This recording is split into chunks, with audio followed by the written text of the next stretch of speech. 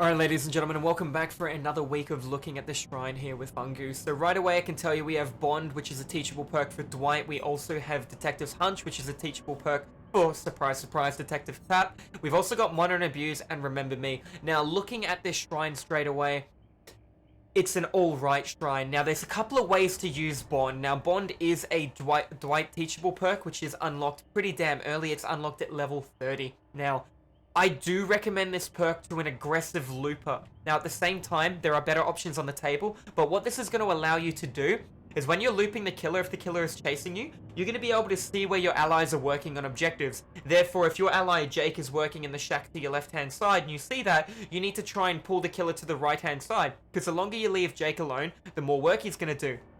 You need to know if the killer has ruin or not, and then count to 80 in your head. I mean, you're probably not going to need to because he's most likely going to have already started the generator, but this is going to give you a good understanding that Jake's doing this generator. I know at least some work is happening. You can use Bond to find allies and heal them too. A lot of people run Bond incorrectly.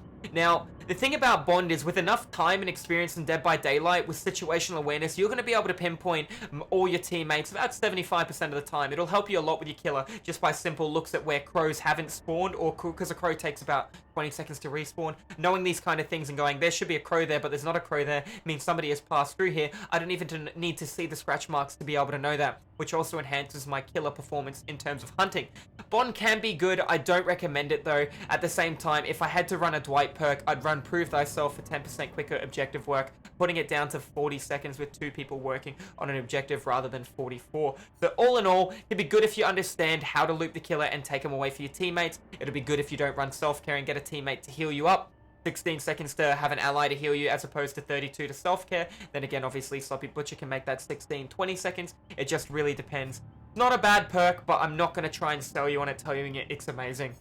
Next perk's called Detective's Hunch. Now, a lot of people do not understand how this perk works. I will quickly explain it to you. It unlocks the potential in one's aura reading ability, much like Kindred, etc., the ability to see. When completing a generator, the aura of generators around you are revealed. And chests and totems, it's killer belongings, right? The only thing excluded from it is hooks, which is good. Now, it says 32 meters, but then I believe it goes up to 48 meters and then 64 meters while in tier 3. Those numbers might be a little bit off because I haven't used this perk in a while. So if you're working on a generator, you have to be on the end of it while it completes. Everything around you glows within a 64 meter radius. Now, this is not really great. It gives you knowledge, right? He might have ruin and go, oh cool, there's a totem there and a there, there's a chest there, there's this there. What makes this perk really powerful is running a map. That's right, a map. If you run a map with an add-on on it that allows your allies to see things that you unlock, you complete one generator, you're going to unlock the ability to track so much of the map, and all your allies are going to be able to see that. This can work really well. It also stacks with open-handed, so that 64 meters becomes 72 meters. So it gives you a massive circumference. Now, on maps like the Temple, that Snow map, Hattonfield, it's not that great. You get something like the Game, Lyrie, Sheltered Woods, Rotten Fields. This can actually be a dynamite perk, providing you're coming in with a map, and you have that one add-on on the map, and you're going to be completing a generator at the same time. You might have to loop the killer. It just comes down to it can work really well. And that's on a shit map. This can work well with the rainbow map as well. I would run this perk personally with a shit map rather than a rainbow map. With a rainbow map, I'd run open-handed, track everything for 8 meters. Then, you know, you've obviously got 16 meters because of open-handed, and then run range add-on, then run allies can see it, or double range. Now you can track everything around you within like 32, 38 meters around that proxy, and open-handed stacks with another ally as well. Keep this in mind. You can see everything. Literally, you spawn in and look to the left-hand side, and you see points the second you move, because you're going to be able to track everything in every direction. It is pretty cool, but then again, if you lose a rainbow map, a part of your soul is taken out of your body. Never forget that. Right, moving down here to Modern Abuse. Now, Modern Abuse is a damn good perk. Right. I know people that... Let's talk about the scenarios. Okay, first of all, Michael Myers, fantastic. But we're going to talk about the nurse. Now, a lot of people like Field of View on the nurse. So they run Shadowborn, which gives them good mind understanding of how they can travel with the blink. Shadowborn is an old school nurse. I used to be a Shadowborn nurse. I grew out of it, and now I choose to run Infectious Fright instead, which gives me really good situational awareness, allowing me to know if I need to pick this guy up or rotate elsewhere in accordance with if he's downed and there's an ally nearby, if somebody's going to try and do a cheeky flashlight save, if somebody's on a generator, I also run Discordance with it as well. The thing about Monitor and Abuse is it reduces your terror radius by 8 meters. If you are a nurse, you have a 32 meter terror radius, you can blink 20 meters in 2 seconds, and about 8 to 10 meters in 2 seconds as well with your second blink, right? They have to be channeled together. If you wait too long on your second blink, you will fatigue. You can tell how far you're going with your first blink because the hand will be open, and then when you're at maximum range, the hand will be closed when you are blinking, right? So open, it's counting all the way up to 20 in 2 seconds. Closed, it's stuck at 20. If you blink down on the spot, it'll do a maximum range blink. It'll take about maybe 1.52 seconds to do, and then you'll be able to do a short blink and hit. Keep in mind, if there's a platform under you or the basement, you will blink below. We're not here to talk about that now. We're here to talk about add-ons on the nurse called the Pine Cone and the Obnoxious Grasp. That both increases the nurse's blinking range. That 20 meter blink then becomes a 28 meter blink with the Obnoxious Grasp, and then with the other one, it makes it a 32 meter blink. Default nurse heartbeat, 32 meters. Now you're running Monitor and Abuse, that 32 meter heartbeat is reduced to 24 meters. That's pretty damn scary. So now you're going to be able to blink further than your actual heartbeat and pull people off generators. It can work. It can be good. It can be fun. It can be cute. Do I recommend it? No. I don't recommend add-ons on the nurse because she's pretty damn good in the right hands. I'm comfortable to 4K every game as nurse. Well, 1 in 70 I might not 4K. This also comes down to if we're looking at how good this perk is. If you're running it on someone like the Hag has a 24 meter heartbeat. Monitor and Abuse, she now has a 16 meter heartbeat. She can teleport 40 meters. You run Make Your Choice. She can now, as long as she's outside of the heartbeat. Remember, you have a 16 meter heartbeat. Make Your Choice is 32 meters. You're going to be out of heartbeat for 16 seconds. And when you are in heartbeat range, the heartbeat is very quiet at 16 meters, but it excels really, really quick. So, when somebody's getting close, you can catch a lot of people off guard with that. I would also recommend Nurses Calling. Therefore, you can actually see the people healing 28 meter range on Nurses Calling, 16 meter heartbeat. You can see them for a good 12 meters before anything can actually happen with that as well. Moving on to the next killer I recommend Monitor and Abuse on too would be Michael Myers. Now this, in my opinion, is a Michael Myers perk in a nutshell. Now why is it a Michael Myers perk? Alright, first of all, it's unlocked by Doctor. Therefore, it is a teachable. If you do not own the Doctor DLC, this is a very, very damn good perk to purchase. With Monitor and Abuse on Michael Myers in Tier 1 moves at 105% movement speed with a 6 meter heartbeat. Monitor and Abuse reduces your heartbeat by 8 meters. 6 minus 8 equals -2. There is no such thing as a negative heartbeat. It can't be inside you. Therefore, it goes to 0. You have a 0 meter heartbeat. Keep in mind, as Mikey, you're like a heavy smoker. You have a really deep, wheezing sound that's just very easy to hear, and you stomp like your fucking Happy Feet from the damn movie. So you're moving around really loud, and you're pretty damn easy to hear. That being said, if you're working on a generator, you can catch someone off guard because they're going to be hearing the generator sounds. They might not hear the grass come. Michael Myers, sound like he's wheezing, like he just ran a marathon. This being said, if we're going to move on to the Michael Myers in Stage 2, after he stalks for a period of time, he now has a 16 meter heartbeat. 16 meters at 115% movement speed. Let me just stop for a second. Every killer at 115% movement speed, by default, has a 32 meter heartbeat, obviously with the exclusion of the pig while she's crouching. This being said, Michael Myers is the only killer in Dead by Daylight to reduce that 32 meter heartbeat to 16 without add-ons. The doc can run double calm and monitor, don't get me wrong. Without add-ons, by default, 115% movement speed and a 16 meter heartbeat. You now put on Monitor and Abuse. His heartbeat is now 8 meters. Now, I don't know about you, but reacting to an 8 meter heartbeat Michael Myers while you are working on a generator coming around a corner who's about to pop tier 3 and crush your ass is very, very difficult. Remember, he also has the longest lunge in the game while in tier 3, and he vaults 10% quicker. But before we get into that, let's talk a little bit more about Monitor and Abuse.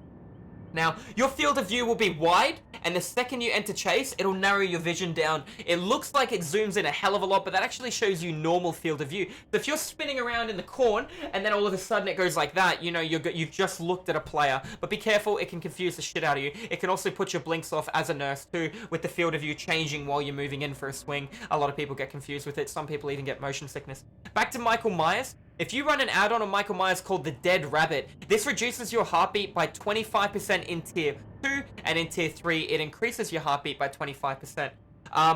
What is good about the Dead Rabbit? If you have a 16-meter heartbeat and you put on 25%, you're looking at have a much smaller heartbeat. Doing this kind of thing, if you're just doing some light, simple math, you'll be able to work that out. It's really not difficult. If we're moving on to something that we're going to talk about, which is a lot more important, this is the fact that if you are smart here, if you run a Dead Rabbit on top of Modern Abuse, a lot of people do not realize that 25% does not come off the 16, okay? It comes off, so you're not going to be getting rid of a 4-minute heartbeat. It comes off of Modern Abuse.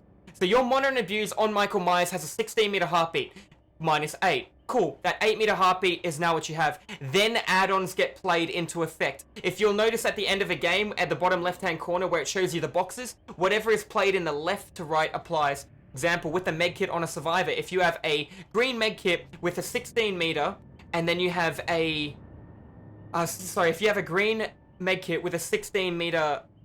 Oh my god, words. Sorry, I just got a quick message I was trying to read in the top right-hand corner while talking, but my brain can't read and talk at the same time when it's two unrelated things. Okay, so if you have a green medkit and you add 16 charges to it, and then minus 25%, you get the penalty of minus 25.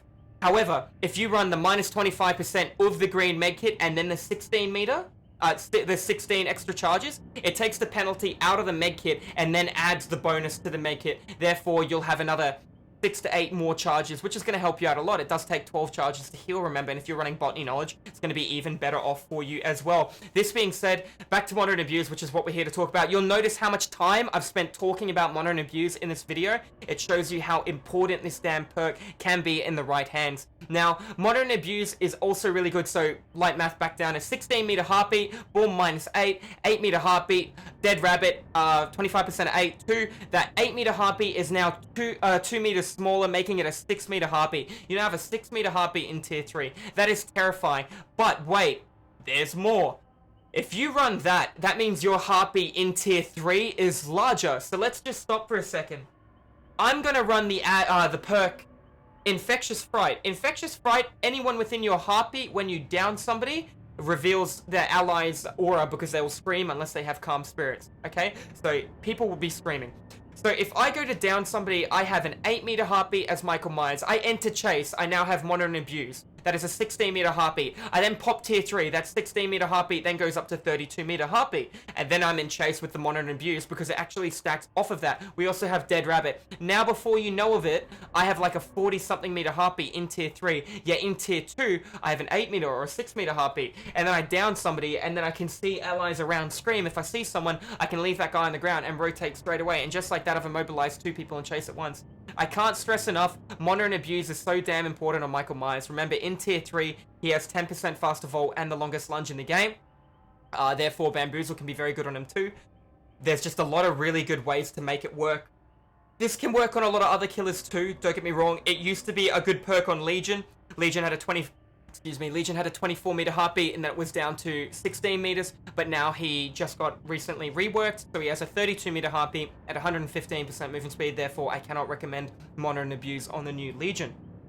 Moving on to our next perk, guys, we are looking at Remember Me. Now, Remember Me came in the Shrine conveniently when the endgame collapse has just came out. You might be wondering what the endgame collapse is while I turn on my aircon because it's damn hot. Right, the endgame collapse is basically when the exit gates are powered, or when the killer closes the hatch. That's right, the killer can walk up and kick the hatch.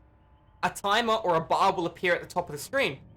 The bar by default will be going down and make a periodic dong every, I think it's 1 minute. And when there's, every 30 seconds, sorry. And then when there's 1 minute left, you'll just be hearing a lot of sounds. The floor will be turning like a lava color. Okay, so you're going to be able to know endgame is coming. If you are in here when that bar hits 0, you instantly die. Whether you're in a locker, whether you're on the ground, no matter what happens, whether you're on a hook, you will just die straight away. There is no ifs, there is no buts. The second that timer finishes, you are dead. Now, Remember Me used to add 30 seconds to opening the exit gate. The killer can walk up and open the exit gate now when the exit gates are powered. Therefore, one door is open and the other door is closed. If you have max stacks of Remember Me, it is 16 seconds down from 30. It takes 20 seconds to open an exit gate. So that is 36 seconds to open an exit gate. Remember, there is 2 minutes to escape the trial. If I were to run Remember Me and have max stacks, I would try and close the hatch. Therefore, both exit gates were not open. Therefore, it's going to take more time for them to actually open the exit gate, allowing me to get the end game collapse kind of play. But I don't play around the end game.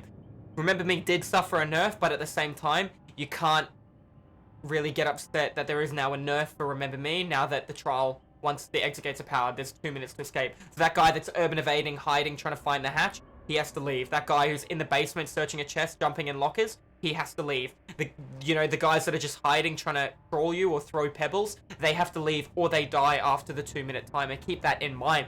Play to it to your strength, alright? With the end game, if somebody's looping you at a pallet and you really want him dead, let him loop you at the pallet. Just go around the pallet. Don't break the pallet. He has to make a play or he dies. It is that simple. I don't recommend that kind of game style. You shouldn't be looking at running Remember Me. You want to end the game before exit gates are powered. Do keep in mind now, though, guys. Once the last survivor is alive, the hatch always is an option. Whether there be 5 generators left or 1 generator left, the hatch is always an option for a survivor. So you have to close the hatch or make a play in accordance to that. However, if there's a guy slugged on the ground, there's still 2 people left. Keep that in mind. Alright guys, that's going to be all for this week on the Shrine. If you have any questions, please don't hesitate to check out my live streams at t.tv Fungoose. There's a couple of 100 people here that would love to see you. Alright, thank you guys.